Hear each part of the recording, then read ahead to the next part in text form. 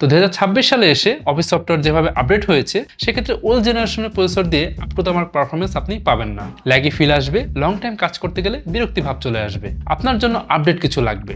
But বাংলাদেশের laptop বাজারে যে অবস্থা, ব্র্যান্ড নিউ যে কোনো ল্যাপটপের দাম আকাশ ছোঁয়া। বাট দেশীয় ব্র্যান্ড কিউবিটস আপনাকে দিচ্ছে একদম বাজেটের মধ্যে, আন্ডার 40K বাজেটে GPU laptop alpha 95 MX, Intel 12 gen laptop, Nvidia GPU, DDR4 3200 megahertz RAM, NVMe Gen 3 SSD পাচ্ছেন একদম আপনার মনের মতো প্রাইসে। আবার আপনার মতো করে র্যাম SSD কাস্টমাইজ করে নিতে পারবেন।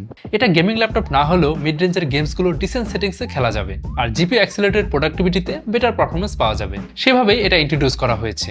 এক কথায় আপনার অফিস ওয়ার্কসের জন্য একদম পারফেক্ট ল্যাপটপ হচ্ছে কিউবিটস আলফা A95 MX। এই ল্যাপটপের সবচেয়ে বড় হাইলাইট হলো NVIDIA GeForce MX 330 dedicated GPU.